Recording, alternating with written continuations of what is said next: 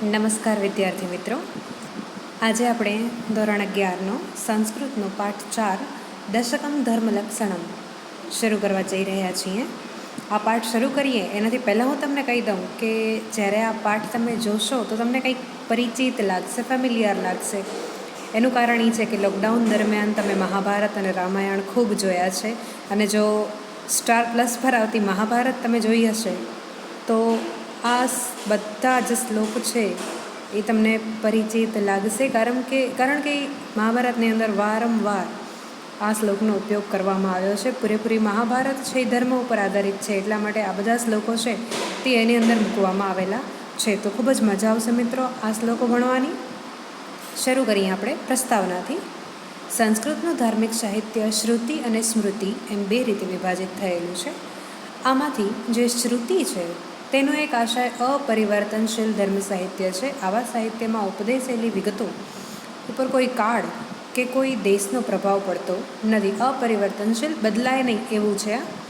આ રીતે જોતાં શ્રુતિશાસ્ત્રના વિધાનો સર્વકાલીન અને સાર્વભૌમિક છે. મતલબ કે જે શ્રુતિશાસ્ત્રની અંદર લખેલું છે તે આ જ દિવસ સુધી અને ભવિષ્યમાં પણ જેમ છે એમ જ રહેશે. એમાં કોઈ દેશ કે સમયને લઈને ફેરફાર થશે નહીં. જ્યારે સ્મૃતિશાસ્ત્રમાં ઉપદેશેલી વિગતો ઉપર ક્યારેક દેશ, કાળ કે પરિસ્થિતિનો પ્રભાવ જોવા મળતો હોય છે. આ કારણે સ્મૃતિશાસ્ત્રના વિધાનો ક્યારેક એકબીજા કરતાં જુદા પણ હોઈ શકે છે. સ્મૃતિ અને શ્રુતિ બંને અલગ છે. શ્રુતિ જે ક્યારેય ચેન્જ થશે નહીં, અને સ્મૃતિ સમય પરિસ્થિતિ પ્રમાણે એમાં બદલાવ આવી શકે છે. આ બંને શાસ્ત્ર અલગ છે. આમ છતાં સ્મૃતિશાસ્ત્રના મોટા ભાગના વચનો કાયમી રીતે દરેક દેશમાં અને દરેક કાળમાં ઉપયોગી થાય તેવા હોય છે. આ પાઠના પ્રથમ શ્લોકમાં ધર્મના 10 લક્ષણોનો ઉપદેશ છે. આ લક્ષણો એવા છે કે તેમના ઉપર કોઈ કાળ વિશેષ કે દેશ વિશેષની અસર પડી શકે એમ નથી. યાદ રાખજો મિત્રો, સ્મૃતિશાસ્ત્રના શ્લોકો છે છતાં પણ કાળ કે દેશની અસર થતી નથી. આ રીતે આ ધર્મના 10 લક્ષણો છેવટે તો માનવ ધર્મના લક્ષણો બની રહે છે. ધૃતિ વગેરે ધર્મના જે 10 લક્ષણો અહીં ગણાવવામાં આવ્યા છે તેમની સમજ કેળવવા, તેમનું મહત્ત્વ ધ્યાનમાં આવે અને તેમનું સ્વરૂપ દર્શન થઈ શકે તેવા અનેક હેતુઓથી બીજા 10 પદ્યો પણ સાથે મૂકવામાં આવ્યા છે. આ પદ્યો સંસ્કૃત સાહિત્યના જુદા જુદા ગ્રંથોમાંથી લેવામાં આવ્યા છે. તેમની એ વિશેષતા છે કે સંસ્કૃત સાહિત્યના અનેક ગ્રંથોમાં પણ તે પ્રસંગોપાત ઉદ્ધત થતા રહ્યા છે, અને બધા જ પદ્યો છે એ અનુષ્ટુપ છંદમાં છે. તો ચાલો પદ્યો તરફ ગતિ કરીએ. પ્રથમ શ્લોક છે ધૃતિ ક્ષમા દમોસ્તેયમ શૌચમ ઇન્દ્રિય નિગ્રહ ધીર્વિદ્યા સત્યમ ક્રોધો દશકમ ધર્મલક્ષણમ. ઘણી બધી સંધિ છે આની અંદર.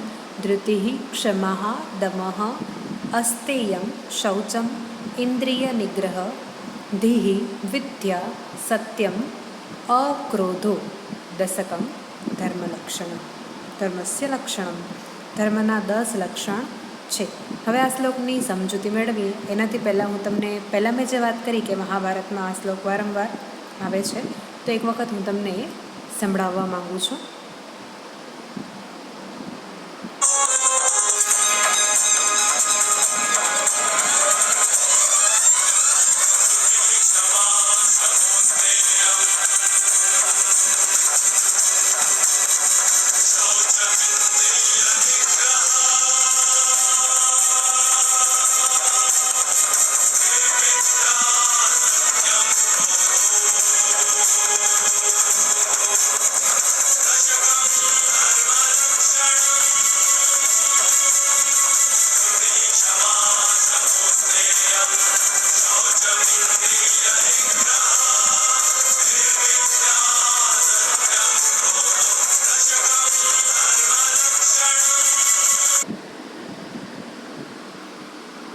યાદ આવ્યું મિત્રો કંઈ?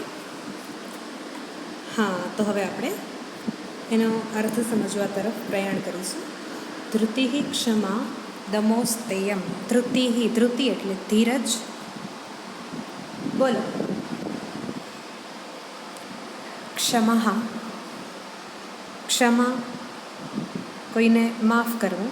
દમન એટલે કોઈને પ્રયત્નપૂર્વક દબાવવું કે વશ કરવો. હવે અહીંયા બીજા કોઈને નહીં પણ આપણી સ્વની ઇન્દ્રિય ઉપરનો કાબુ એવી વાત કરવામાં આવી છે.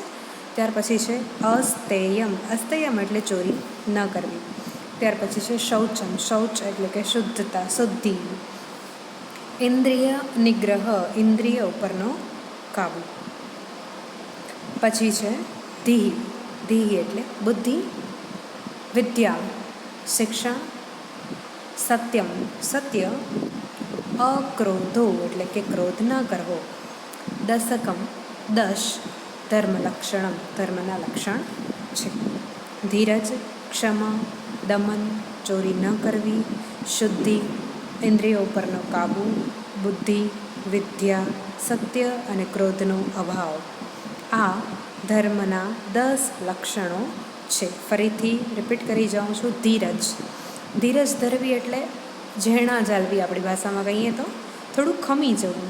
કોઈ પણ વસ્તુમાં ધીરજ. પછી ક્ષમાભાવ રાખવો. કોઈની પણ ભૂલ હોય કે સ્વની ભૂલ હોય, આપણે ક્ષમાભાવ હંમેશા મનમાં રાખવો. દમન કરવું. દમન એટલે આપણા જે મનની, ઇન્દ્રિયોની જે ખરાબ વૃત્તિઓ છે એને દમન કરી અને જે સારો ભાવ છે એને બહાર લાવવો, એને આવિર્ભાવ કરવો. પણ જે ખરાબ છે આપણા મનની અંદર એને દબાવવો. ચોરી ન કરવી. અસ્તેય.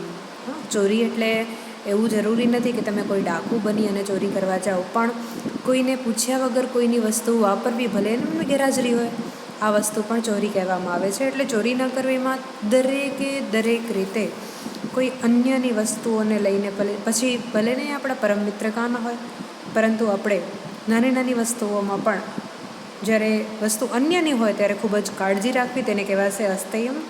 શુદ્ધિ, શરીર શુદ્ધ રાખવું. શૌચમ એને કહેવાશે ઇન્દ્રિયો ઉપરનો કાબુ. આપણી આંખ છે એ મૂવીઝ જોવા ઈચ્છે છે, પછી બધું ફરવા ઈચ્છે છે, તો જે આંખને ગમે છે તેને હંમેશા દર્શાવવું એ ઇન્દ્રિયો ઉપરનો કાબુ નહીં કહેવાય. આપણા કાન છે તો કાનને હંમેશા એકદમ રોક મ્યુઝિક સાંભળવું ગમે છે, તો હંમેશા એને એ પૂરું પાડવું તો એ ઇન્દ્રિયો ઉપરનો કાબુ કહેવાશે નહીં. આપણી જીભને હંમેશા ચટપટું ખાવું જ ગમે છે. એકાદ વાર ખાવું યોગ્ય કહેવાય છે, પણ વારંવાર આપણે જીભને વશ થઈ જઈએ અને ખીચડી ન ખાઈએ તો એ ઇન્દ્રિયો ઉપરનો કાબુ કહેવાશે નહીં. બુદ્ધિ, વિદ્યા, સત્ય અને ક્રોધનો અભાવ. આપણી બુદ્ધિ કુશળ હોવી જોઈએ, આપણે ખૂબ વિદ્યા પ્રાપ્ત કરેલી હોવી જોઈએ, જ્ઞાન, ખાસ તો જ્ઞાન મેળવવું જોઈએ, આપણે સત્યને આધારિત જીવન જીવવું જોઈએ અને ક્રોધનો અભાવ, ક્યારેય પણ ક્રોધ, ગુસ્સો આવવો જોઈએ નહીં. આ માટે તમે યોગનો સહારો પણ લઈ શકો છો, કારણ કે આમાંથી ઘણી બધી વસ્તુઓ એવી છે કે જે યોગ, અષ્ટાંગ યોગનો એક ભાગ પણ છે. તો યોગ દ્વારા તમે આ બધી વસ્તુઓ હસ્તગત કરી શકો છો. આ 10 છે એ ધર્મના લક્ષણો છે. ધીરજ, ક્ષમા, દમન, ચોરી ન કરવી, શુદ્ધિ, ઇન્દ્રિયો ઉપરનો કાબુ, બુદ્ધિ, વિદ્યા, સત્ય અને અક્રોધ. 10 વસ્તુઓ આ તમે યાદ રાખજો. સાથે સાથે આ શ્લોક છે એ શ્લોક પૂર્તિમાં પણ પૂછાય છે, તો શ્લોક પૂર્તિ માટે પણ તમારે આ શ્લોક યાદ રાખવો પડશે. ધૃતિર્નામ સુખે દુઃખે યયા નાપ્નોતિ વિક્રિયામ તામ ભજેત સદા પ્રાજ્ઞો ય ઇચ્છેદ ગતિમાત્મનમ. અન્વય કંઈક આવી રીતે થશે. ધૃતિ નામ યયા સુખે દુઃખે વિક્રિયામ ન આપનોતિ યહ પ્રાજ્ઞ સદા આત્મનઃ ગતિમ ઇચ્છેત સદા તામ ભજેત. યયા જેના દ્વારા, વિક્રિયામ એટલે કે વિકાર, વિકૃતિ, આપનોતિ ન આપનોતિ છે અહીંયા મેળવે છે, પ્રાજ્ઞ બુદ્ધિશાળી, આત્મનઃ ગતિમ પોતાની ગતિ, ગતિ એટલે અહીંયા પ્રગતિ, ઈચ્છેત ઈચ્છે છે, ભજેત સ્વીકારે છે. ધૃતિર્નામ ધીરજ એટલે યયા સુખ દુઃખે જે સુખ દુઃખમાં વિકૃતિને પ્રાપ્ત કરતો નથી, વિક્રિયામ ન આપનોતી વિકૃતિને પ્રાપ્ત કરતો નથી. જે બુદ્ધિશાળી પુરુષ પોતાની પ્રગતિને ઈચ્છે તેણે હંમેશા તેને સ્વીકારવું જોઈએ, સ્વીકાર કરવો. ધીરજ એટલે જે સુખ દુઃખમાં વિકૃતિને પ્રાપ્ત કરતો નથી. સુખ હોય કે દુઃખ હોય, કોઈ પણ સંજોગોમાં તેનું મન છે વિકારયુક્ત, એટલે કે મનમાં કોઈ પણ જાતના નેગેટિવ થોટ્સ અંદર પ્રવેશ કરતા નથી. ગમે એવી પરિસ્થિતિ હોય એનું મન છે એ ધીરજથી ભરેલું હોય છે. અને જે બુદ્ધિશાળી પુરુષ છે એ પોતાની પ્રગતિને ઈચ્છે છે તેણે હંમેશા તેનો સ્વીકાર કરવો જોઈએ. એટલે જે બુદ્ધિશાળી માણસ છે, જે ખરેખર પોતાની પ્રગતિ ઈચ્છે છે, પોતાની ઉપરની તરફની ગતિ ઈચ્છે છે, તે હંમેશા છે એ ધીરજનું પાલન કરે છે, ધીરજને પોતાની અંદર સ્થાન આપે છે. એટલે ધીરજ માટે અહીંયા બે વસ્તુ કહેવામાં આવી છે કે જે વ્યક્તિનું મન છે એ સુખ દુઃખમાં વિકારને પામતું નથી અને પોતાની પ્રગતિ ઈચ્છે છે તે ધીરજનું સેવન કરે છે. તો આ પ્રથમ ધર્મનું લક્ષણ છે ધીરજ. મનમાં ધીરજને ધારણ કરવી એ ધર્મનું પ્રથમ લક્ષણ છે. ત્યાર પછી બીજું લક્ષણ છે ક્ષમા. ક્ષમા ભાવ, કોઈને માફ કરવાની વૃત્તિ. ક્ષમા ખડ્ગ કરૈયસ્ય કિમ કરિષ્યતિ દુર્જનઃ અતૃણે પતિતો વહનિ સ્વયમેવોપશામ્યતિ. આ શ્લોક છે એ પણ શ્લોક પૂર્તિ માટે ઉપયોગી રહેશે તમને. ક્ષમા ખડ્ગ કરે યસ્ય કરે તસ્ય દુર્જનઃ કિમ કરિષ્યતિ અતૃણે પતિતઃ વહનિ સ્વયં એવ ઉપશામ્યતિ. ક્ષમા ખડગ એટલે તલવાર. ક્ષમા નામની ખડગ, કરે, કર એટલે હાથ. યસ્ય જેમના, કેમ કરિષ્યતિ શું કરી શકે છે, દુર્જન ખરાબ માણસ, દુર્ગુણી વ્યક્તિ. અતૃણેય એટલે કે ઘાસ વિનાની, તૃણ એટલે ઘાસ, ઘાસ વિનાની જગ્યા. વહની એટલે અગ્નિ. સ્વયં એવ પોતાની મેળે જ. ઉપસામ્યતિ એટલે કે શાંત થઈ જાય છે, ઠરી જાય છે. ક્ષમારૂપી તલવાર જેના હાથમાં છે તેનું દુર્જન પણ કંઈ કરી શકતો નથી. ઘાસ વિનાની જગ્યામાં પડેલો અગ્નિ પોતાની મેળે જ ઓલવાઈ જાય છે. ક્ષમારૂપી તલવાર, હવે તલવાર જેના હાથમાં છે એનું દુર્જન કાંઈ કરી શકતો નથી, પણ અહીંયા તલવારને ક્ષમા સાથે જોડ્યું છે. ક્ષમારૂપી ખડગ જેના હાથમાં છે એનો ખરાબ વ્યક્તિ કાંઈ પણ બગાડી શકતો નથી. ગમે એટલો વ્યક્તિ દુર્જન હોય પણ આપણે જો એને માફ કરવાની, ક્ષમા કરવાનો ભાવ આપણી અંદર રાખીશું તો આપણે ક્યારેય પણ એ વ્યક્તિના માટે કોઈ પણ નેગેટિવ થોટ્સ કે દુશ્મનાવટ જેવું આપણા મનમાં ભાવ ઉઠતો નથી. એટલા માટે અહીંયા આ વાક્ય મૂકવામાં આવ્યું છે. ક્ષમારૂપી તલવાર આપણે જો આપણા હાથમાં મૂકીએ છીએ તો દુર્જન પણ આપણું કશું જ બગાડી શકતા નથી. ઉદાહરણ ખૂબ જ સરસ આપ્યું છે. ઘાસ વિનાની જગ્યામાં પડેલો અગ્નિ છે એ પોતાની મેળે જ ઓલવાઈ જાય છે. અગ્નિનું કાર્ય છે અન્યને બાળવું, પણ જો એ જગ્યા જ એકદમ ખાલી હશે, જગ્યામાં એક પણ ઘાસનું તણકલું જોવા મળતું નથી, તો એ જગ્યામાં અગ્નિ આટલો શક્તિશાળી હોવા છતાં પણ પોતાનો ધર્મ છે એ સિદ્ધ કરી શકતો નથી. એકદમ એવી જ રીતે દુર્જનનું થાય છે. જો સામેવાળો વ્યક્તિ ક્ષમારૂપી તલવારને ધરીને બેઠો હશે તો દુર્જનનો ધર્મ છે એ ક્યારે પણ પૂરો થઈ શકતો નથી. જેમ ઘાસ વિનાની જગ્યામાં પડેલો અગ્નિ પોતાની મેળે જ ઓલવાઈ જાય છે, તેમ દુર્જન પણ પોતાની રીતે જ શાંત પડી શકે છે. તો ધર્મનું બીજું લક્ષણ છે ક્ષમા. ત્રીજું લક્ષણ છે દમઃ. દમન, ઇન્દ્રિયો પર નિયંત્રણ. ન હસ્યતિ મહત્યર્થે વ્યસને ચ ન શોચતિ સવય પરિમિત પ્રજ્ઞ સદાંતો દ્વિજ ઉચ્યતે. મહતિ અર્થે ન હસ્યતિ વ્યસને ચ ન શોચતિ સહ વૈ પરિમિત પ્રજ્ઞ અસ્તિ સહ દાંતઃ દ્વિજ ઉચ્યતે. આવો કંઈક અન્વય થશે એનો. મહતિ અર્થે એટલે કે મહતિ એટલે મોટા, મોટા કાર્યને અર્થે એટલે માટે. ન હસ્યતિ હર્ષ પામતો નથી. વૈ ખરેખર. પરિમિત પ્રજ્ઞ બુદ્ધિશાળી અથવા તો પ્રજ્ઞાવાન. દાંતઃ એટલે કે દમનશીલ, સંયમી. દ્વિજ જેમનો 2 વાર જન્મ થયો છે એ એટલે કે બીજો જન્મ. ઉચ્યતે કહેવાય છે. મહતિ અર્થે ન હસ્યતિ વ્યસને ન ચ શોચતિ. જે મોટા કાર્યને માટે હર્ષ પામતો નથી અને આફતમાં શોક કરતો નથી. સ વૈ પરિમિત પ્રજ્ઞ, તે ખરેખર પ્રજ્ઞાવાન છે. જે મોટા કાર્યને માટે હર્ષ પામતો નથી અને આફતમાં શોક કરતો નથી તે ખરેખર પ્રજ્ઞાવાન છે. કહેવાય એમ છે કે જે મોટા કાર્ય કર્યા પછી અતિશય સુખી થતો નથી, અતિશય ખુશ થતો નથી અને સંકટના સમયમાં અતિશય દુઃખી પણ થતો નથી. આવો જ વ્યક્તિ છે એ પ્રજ્ઞાવાન એટલે કે ખરેખર હોશિયાર કહેવાય છે. સ દાંતો દ્વિજ ઉચ્યતે, તે દમનશીલ દ્વિજ કહેવાય છે. દમનશીલ એટલે પોતાના ઇન્દ્રિયો ઉપર નિયંત્રણ ધરાવનારો. દ્વિજ એટલે કે બીજો જન્મ લેનારો.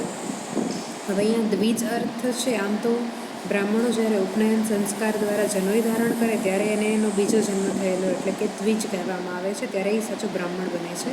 પરંતુ અહીંયા એ અર્થમાં લેવાનું છે કે બાળકનો જન્મ માતા પિતા દ્વારા એકવાર થાય છે અને જ્યારે તે ગુરુ કે આચાર્ય પાસે શિક્ષણ મેળવે છે ત્યારે તેનો બીજો જન્મ કહેવામાં આવે છે. તો આમ ભણેલા ગણેલા વ્યક્તિને દ્વિજ તરીકે અહીંયા લેવાનું છે, જે મોટા કાર્યને માટે હર્ષ પામતો નથી અને આફતમાં શોક કરતો નથી, તે ખરેખર પ્રજ્ઞાવાન છે, તે દમનશીલ દ્વિજ કહેવાય છે. પછી ચોથું લક્ષણ છે અસ્તેયમ, ચોરી ન કરવી. અન્ય દિયે તૃણૈરત્ને કાંચને મુક્તિકે વા મનસા વિનિવૃત્તિર્યા તદસ્તેયમ વિદુર્બુધઃ. અન્ય દિયે એટલે કે અન્યના, તૃણે ઘાસ, રત્ને રત્નો, કાંચને સોનું, મૌક્તિકે મોતી, વા અથવા મનસા મનથી, વિનિવૃત્તિ એટલે કે નિવૃત્ત થવું, અસ્તેયમ ચોરી ન કરવી, બુદ્ધઃ બુદ્ધિશાળી લોકો, વિદુઃ એટલે કે સમજે છે, જાણે છે.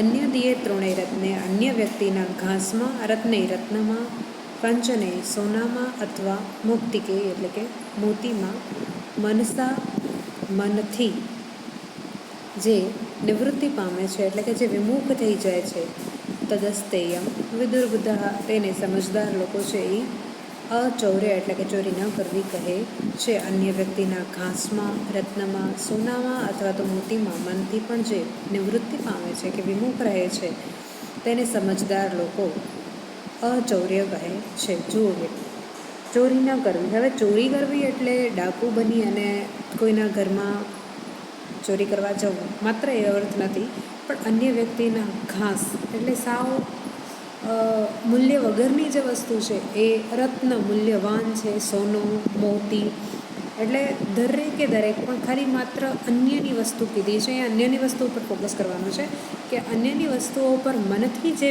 નિવૃત્તિ પામે છે, મનથી જે વિમુખ થઈ જાય છે, અન્યની વસ્તુમાં આપણે જરાય પણ લાલસા કે લોભ રહેતો નથી, આવું જ્યારે મન બને છે, આવો જ્યારે વ્યક્તિ ગુણ ધારણ કરે છે, આવા ગુણને સમજદાર માણસો છે અચૌર્ય કહે છે, ચોરી ન કરવી કહે છે.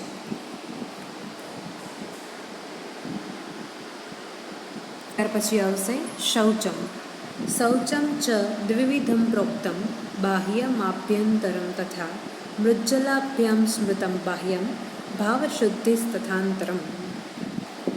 શૌચમ ચ દ્વિવિધમ પ્રોક્તમ બાહ્યમ તથા આભ્યંતરમ મૃજ્જલાભ્યામ બાહ્યમ સ્મૃતમ ભાવશુદ્ધિ તથા અંતરમ. આવો કંઈક અન્વય છે આનો. શૌચમ એટલે કે શુદ્ધિ, દ્વિવિધમ બે પ્રકારનું હોય છે, પ્રોક્તમ કહેવાયું છે, બાહ્યમ એટલે કે બાહ્ય, આભ્યંતરમ એટલે કે આંતરિક, મૃજ્જલાભ્યમ માટી અને જળ, મૃદુ એટલે માટી થાય ને, માટી અને જળ વડે, સ્મૃતમ એટલે કે ઉપદેશે છે, યાદ કરેલું છે, ભાવશુદ્ધિ ભાવનાની શુદ્ધિ, અંદરનું.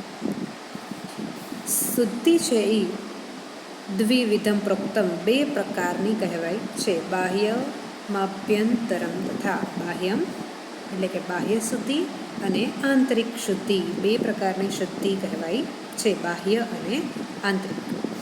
માટી અને જળ વડે બાહ્યમ સ્મૃતમ બાહ્ય શુદ્ધિ થાય છે, માટી અને જળ પાણી વડે બાહ્ય શુદ્ધિ થાય છે, તથા ભાવશુદ્ધિ તથાંતરમ ભાવનાની શુદ્ધિ તે આંતરિક શુદ્ધિ કહેવાય છે. શૌચમ શુદ્ધિનો જે ગુણ છે એ કઈ રીતે વ્યાખ્યાયિત કર્યો છે, તો શુદ્ધિ બે પ્રકારની કીધી છે, બાહ્ય શુદ્ધિ અને આંતરિક શુદ્ધિ.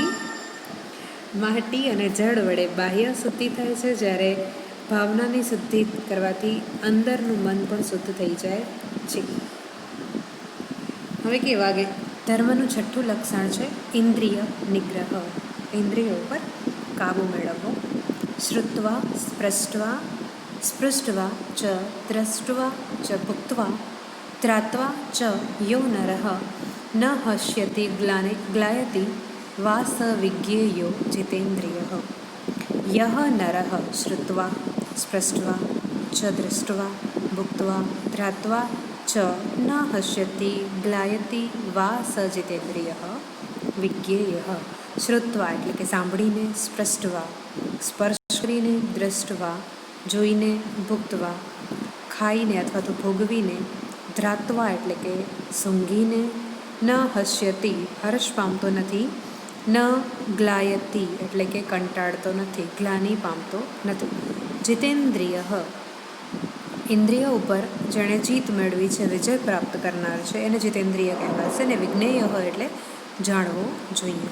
જે માણસ સાંભળીને, સ્પર્શીને, જોઈને, ભોગવીને અને સૂંઘીને હર્ષ પામતો નથી કે કંટાળતો નથી, તેને જીતેન્દ્રિય કહેવામાં આવે છે. હવે ઇન્દ્રિયો ઉપરનો વિજય તો જુઓ, પાંચેય ઇન્દ્રિયો મૂકવામાં આવી છે: સાંભળવું, સ્પર્શવું, જોવું, ભોગવવું અને સૂંઘવું. આ પાંચેય ક્રિયાઓ દ્વારા વધુ પડતો હર્ષ નથી પામતો, ખુશ થતો નથી અને વધુ પડતો દુઃખી પણ થતો નથી કે કંટાળતો પણ નથી. આવો વ્યક્તિ છે એ જ જીતેન્દ્રિય એટલે કે ઇન્દ્રિય વિજેતા કહેવામાં આવે છે. તો ઇન્દ્રિય નિગ્રહ આ ગુણ ધારણ કરવા માટે આપણે સ્પર્શ, સાંભળવું, જોવું, ભોગવવું, સૂંઘવું આના દ્વારા જે આપણી ક્રિયા પ્રતિક્રિયા જન્મે છે એમાં સંયમ ઉત્પન્ન કરવો પડે છે. જો આવું થાય તો જ આપણે ઇન્દ્રિય ઉપર વિજય મેળવ્યો છે એમ કહેવાય.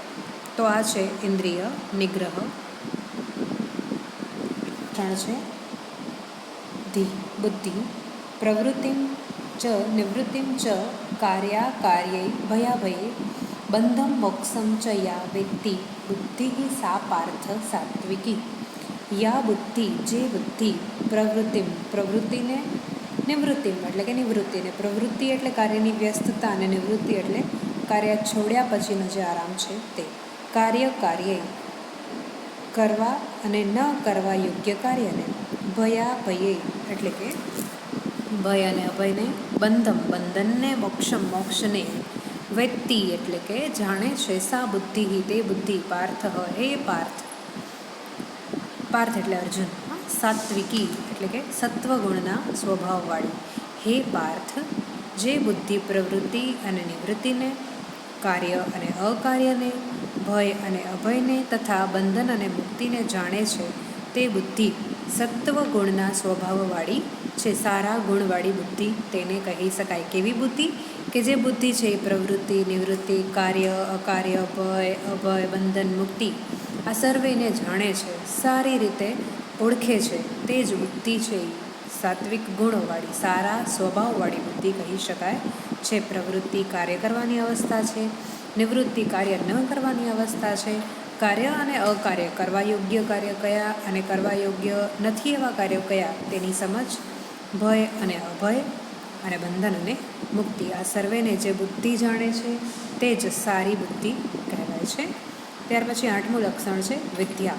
અનેક સંશયોચ્છેદી પરોક્ષાર્થસ્ય દર્શકમ સર્વસ્ય લોચનમ શાસ્ત્રમ યસ્ય નાસ્ત્યંત એવ સહ.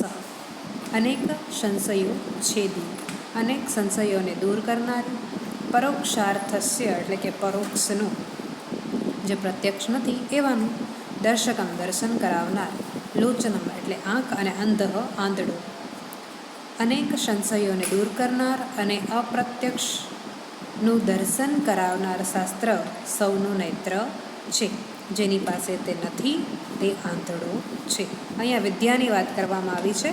અનેક સંશયોને દૂર કરનારી, શંકાઓનું સમાધાન કરનારી અને જે પ્રત્યક્ષ નથી, જે પ્રસ્તુત નથી, અપ્રસ્તુત અર્થના દર્શન કરાવનાર શાસ્ત્ર છે એ સૌનું નેત્ર છે. એટલે કે વિદ્યા છે એ સૌનું નેત્ર છે. જેની પાસે તે વિદ્યા નથી તે ખરેખર આંધળો કહેવાય છે. જેમ સમગ્ર મનુષ્ય શરીરમાં આંખ છે એ જોવાનું કાર્ય કરે છે, તેવી રીતે આપણા જીવનમાં વિદ્યા છે એ આપણને સારા નરસું દેખાડવાનું કાર્ય કરે છે. હવે જેની પાસે વિદ્યા સ્વરૂપી ચક્ષુ નથી તે માણસ ખરેખર આંધળો કહેવાય છે. એવું અહીંયા અર્થ પ્રતિપાદિત થાય છે. 9મું લક્ષણ છે સત્યમ. યથાર્થ કથનમ યચ્ચ સર્વલોક સુખપ્રદમ તત્સત્યમ ઇતિ વિજ્ઞેયમ અસત્યમ तद्विपर्ययः यत् यथार्थकथनं सर्वलोकं सुखप्रदं च अस्ति तत् सत्यम् इति विज्ञेयम् असत्यं तद्विपर्ययः. યથાર્થ કથનમ એટલે કે જેવી છે તેવી બાબતનું કથન, જેવું છે તેવું બોલી દેવું, વાસ્તવિક કથન. સર્વલોક સુખપ્રદમ, બધા જ લોકોને, સર્વલોકોને પ્રદમ સુખ આપનાર છે. વિજ્ઞેયમ એટલે કે જાણવું, તદ વિપર્યય એટલે તેનાથી ઉલટું. જે વાસ્તવિક કથન છે અને જે સર્વ લોકોને માટે સુખ આપનાર છે તે સત્ય છે એમ જાણવું. સત્ય કોને કહેવાય છે? તો જે ખરેખર છે, જેવું છે એવું જ બોલવું એ સત્ય છે. અને બીજું કીધું છે કે જે સર્વ લોકોને માટે સુખ આપનાર છે, કોઈને દુઃખ આપતું નથી, સુખ આપનાર છે તેને સત્ય જાણવું. અસત્ય શું છે? તો આનાથી એકદમ ઉલટું, કે જે વાસ્તવિક કથન નથી અને સર્વ લોકોને માટે દુઃખ આપનાર છે એને આપણે અહીંયા અસત્ય કહેવાયું છે. જે વાસ્તવિક કથન છે અને જે સર્વ લોકોને માટે સુખ આપનાર છે તે સત્ય છે તેમ જાણવું. અસત્ય તેનાથી ઉલટું હોય છે. ત્યાર પછી છે અક્રોધ એટલે કે ક્રોધ ન કરવો. તપતે યતતે ચૈવ યચ્ચ દાનમ પ્રયચ્છતિ ક્રોધો હિ સર્વં હરતિ તસ્માત ક્રોધમ વિવર્જયેત. યત તપતે યતતે ચ એવ દાનમ ચ પ્રયચ્છતિ ક્રોધઃ હિ સર્વં હરતિ તસ્માત ક્રોધમ વિવર્જયેત. તપતે એટલે કે તપે છે, પરિશ્રમ કરે છે. યતતે એટલે કે પ્રયત્ન કરે છે. યત્ન એટલે પ્રયત્ન થશે. પ્રયચ્છતિ એટલે કે આપે છે. હરતી હરેલે છે. વિવર્જયેત એટલે કે ત્યાગ કરવો જોઈએ, એનો વર્જય માનવામાં આવ્યો છે.